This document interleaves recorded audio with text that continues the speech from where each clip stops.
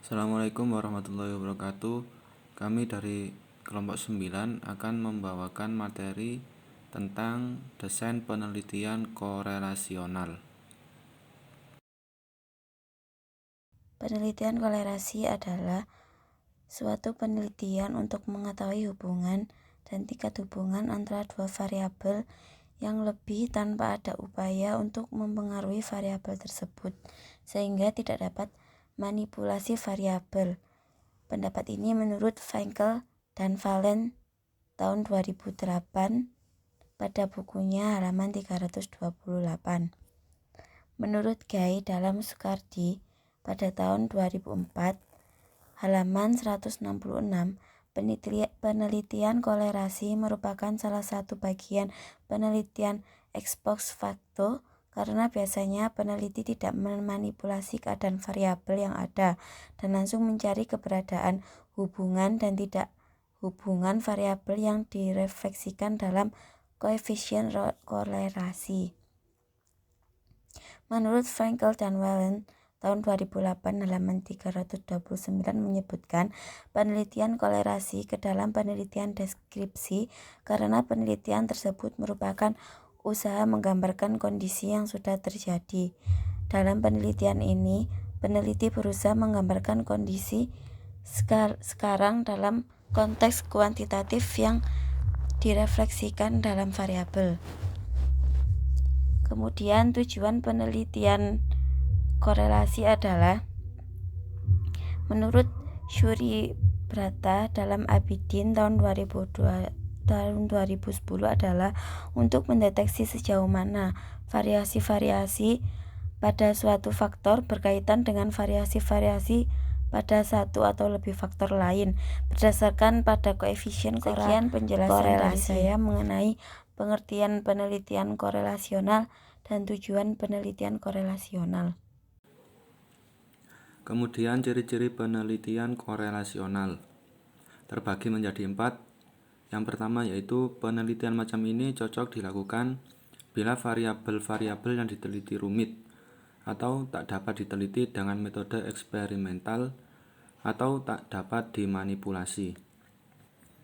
Kemudian yang nomor 2 yaitu studi macam ini memungkinkan pengukuran beberapa variabel dan saling hubungannya secara serentak dalam keadaan realistiknya. Ketiga, output dari penelitian ini adalah taraf atau tinggi rendahnya saling hubungan dan bukan ada atau tidak adanya saling hubungan tersebut. Dan yang terakhir yaitu dapat digunakan untuk meramalkan variabel tertentu berdasarkan variabel bebas. Macam-macam penelitian korelasi. Yang pertama, penelitian hubungan. Penelitian hubungan itu relasional atau korelasi sederhana, atau seringkali hanya disebut korelasi saja. Itu digunakan untuk menyelidiki hubungan antara hasil pengukuran terhadap dua variabel yang berbeda, tetapi dalam waktu yang bersamaan. Penelitian ini bertujuan untuk menentukan tingkat atau derajat hubungan antara sepasang variabel atau bivarat. Pada dasarnya, desain penelitian hubungan yakni cukup sederhana, hanya dengan mengumpulkan skor dua variabel itu dari kelompok subjek yang sama, kemudian menghitung koefisien korelasinya. Oleh karena itu, dalam melakukan penelitian ini pertama-tama penelitian menentukan sepasang variabel yang akan diselidiki terlebih dahulu. Yang kedua, penelitian prediktif.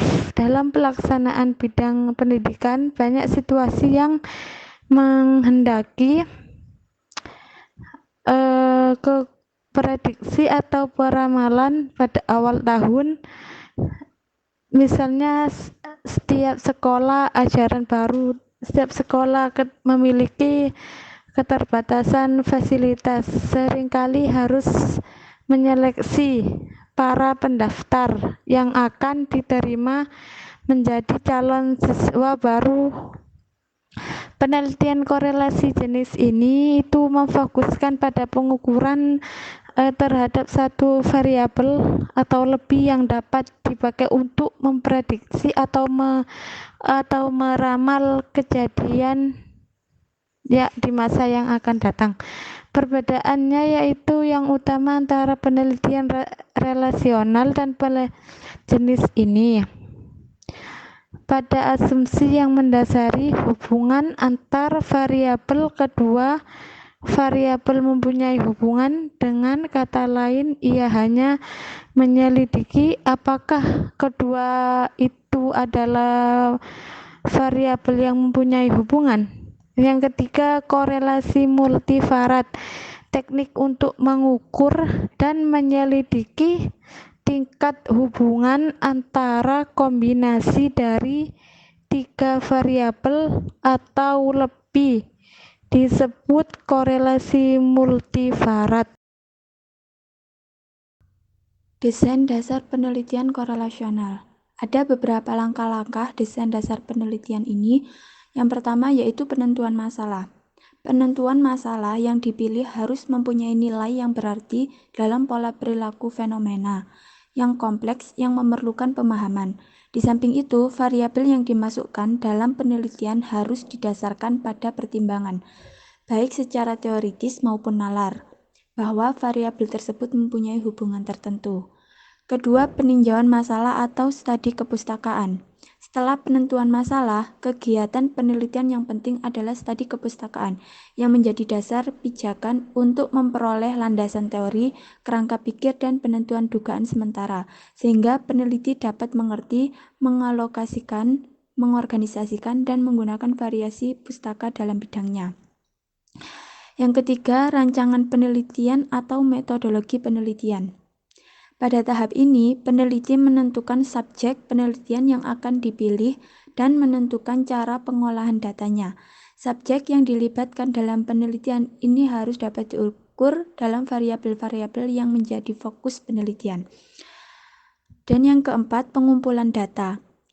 Berbagai jenis instrumen dapat digunakan untuk mengukur dan mengumpulkan data masing-masing variabel, seperti angket, tes, pedoman, interview, dan pedoman observasi, tentunya disesuaikan dengan kebutuhan.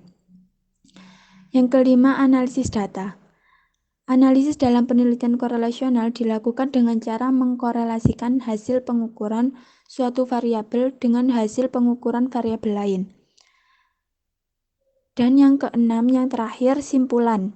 Simpulan ini berisi tentang hasil analisis, deskripsi, dan pembahasan tentang hal yang diteliti dengan menggunakan mudah dipahami pembaca secara singkat.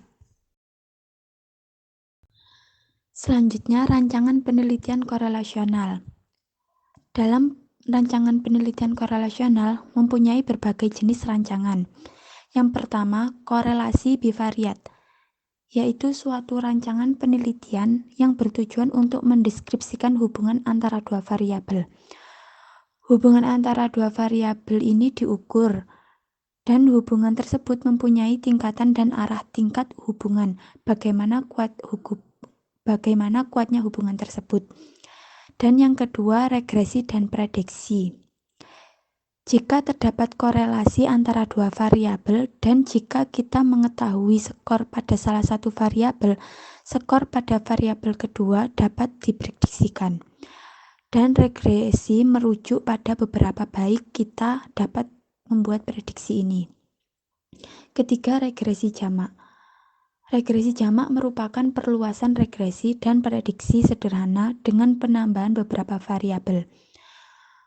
Kombinasi antara beberapa variabel ini memberikan lebih banyak kekuatan kepada kita untuk membuat prediksi yang akurat, dan apa yang kita prediksikan disebut variabel kriteria. 4. Analisis faktor. Dalam rancangan analisis faktor ini, prosedur statistik ini mengidentifikasi pola variabel yang ada. Kelima, rancangan korelasional yang digunakan untuk menarik kesimpulan kausa. Dalam rancangan ini terdapat 2 rancangan yang dapat digunakan untuk membuat pernyataan-pernyataan atau tentang sebab dan akibat menggunakan metode korelasional. Keenam, analisis sistem. Dalam analisis sistem ini melibatkan penggunaan prosedur matematik yang kompleks atau rumit untuk menentukan proses dinamik, seperti perubahan sepanjang waktu, jerat umpan balik, serta unsur dan aliran hubungan. Yang selanjutnya, kelebihan dan kelemahan penelitian korelasional. Kelebihan-kelebihan penelitian ini antara lain kemampuannya untuk menyelidiki hubungan antara beberapa variabel secara bersama-sama atau simultan. Dan penelitian korelasional juga dapat memberikan informasi tentang derajat atau kekuatan hubungan antara variabel-variabel yang diteliti. Menurut Abidin 2010. Selanjutnya, Soekardi menambahkan kelebihan-kelebihan penelitian ini adalah penelitian ini berguna untuk mengatasi masalah yang berkaitan dengan bidang pendidikan, ekonomi, sosial. Dengan penelitian ini juga memungkinkan untuk menyelidiki beberapa variabel yang untuk diselidiki secara intensif, dan penelitian ini dapat melakukan analisis prediksi tanpa memerlukan sampel yang besar. Sedangkan kelemahan penelitian ini antara lain hasilnya cuma mengidentifikasi apa sejalan dengan apa, tidak mesti menunjukkan saling hubungan yang bersifat kausal. Jika dibandingkan dengan penelitian eksperimental, penelitian korelasional itu kurang tertib dan ketat, karena kurang melakukan kontrol terhadap variabel-variabel bebas. Pola saling hubungannya itu sering tak menentu dan kabur, sering merangsang penggunaannya sebagai semacam shotgun approach, yaitu memasukkan berbagai data tanpa pilih-pilih dan menggunakan setiap interpretasi yang berguna atau bermakna, menurut Abidin 2010. Nah, itu tadi adalah penjelasan dari kelompok kami. Apabila dari penjelasan tadi ada salah kata dalam penyampaian, kami mohon maaf. Wassalamualaikum warahmatullahi wabarakatuh.